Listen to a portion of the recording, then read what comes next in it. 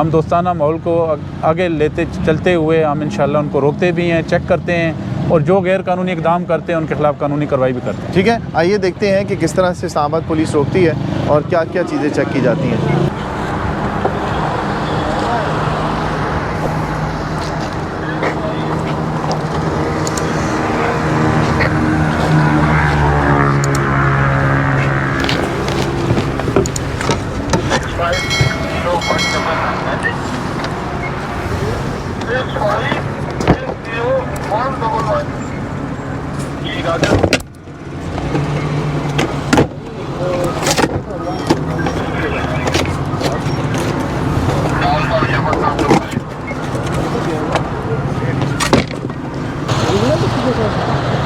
इधर से